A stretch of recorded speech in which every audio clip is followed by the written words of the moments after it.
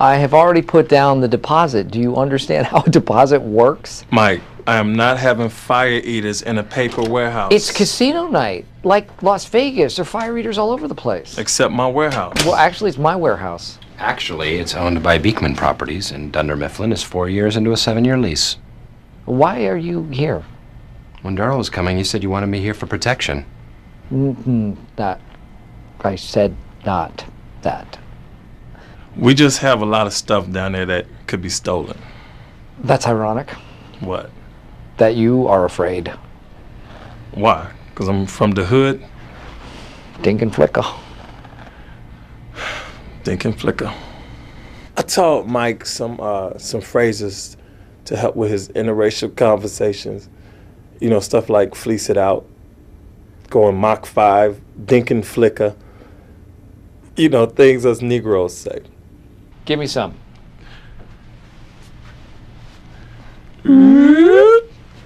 Oh, yeah.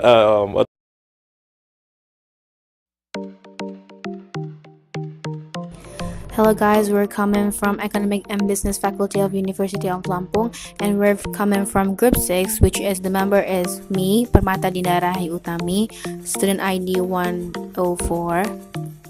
And me, Dimas, Putra, Adzie, student ID OGS 34. And our lecturer is Dr. Nova Madiana, SAMM.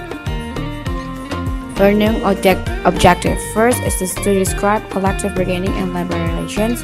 2 is to identify labor relation, labor union, and society.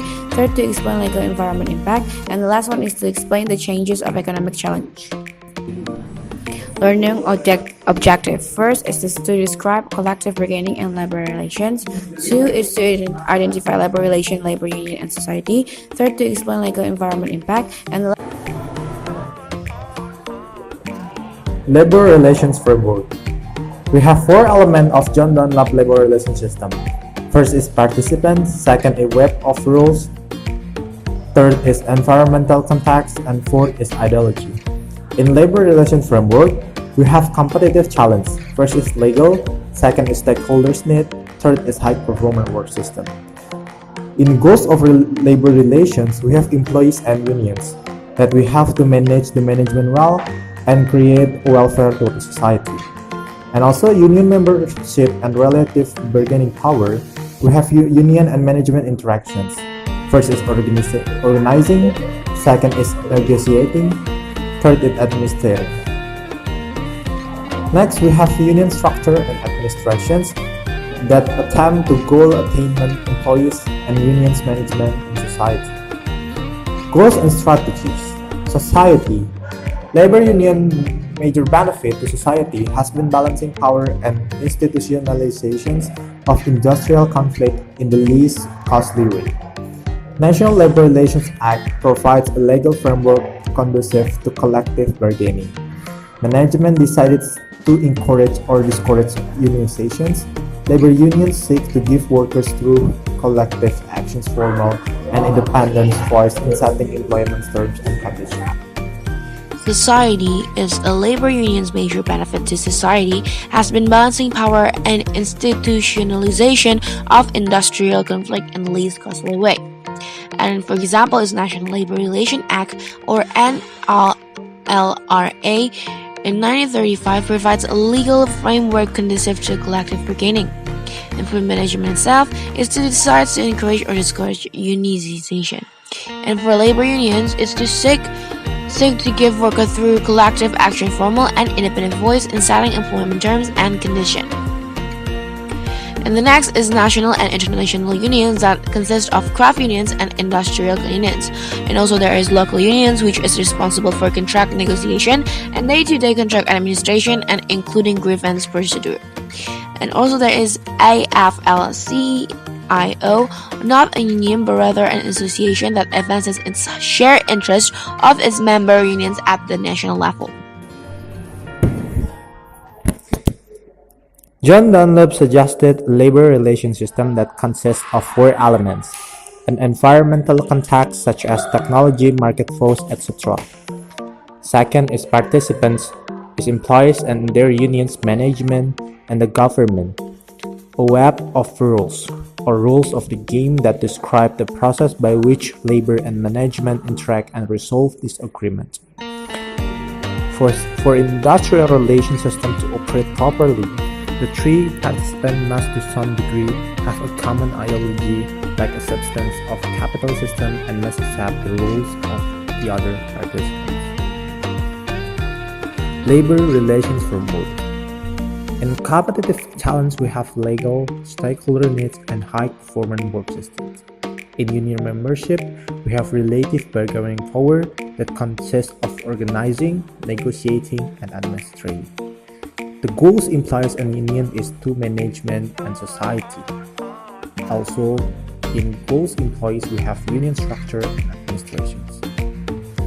Goals and strategies. Society is labor union's major benefit to society has been balancing power and institutionalization of industrial conflict in the least conflict way. National Labor Relations Act provides a legal framework conducive to collective bargaining. Management decides to encourage or discourage unionizations. Labor unions seek to give workers through collective action formal and independent voice in setting employment terms and conditions. Union structure, administrations, and membership. We have national and international unions and also local unions that are responsible for contract negotiations and day-to-day contract administration, including grievance procedures. Not a union, but rather an association that advances its shared interests of its member unions at the national level. In union security, we have check of professions, right to work laws, maintenance of membership, closed shop, union shop, and agency shop.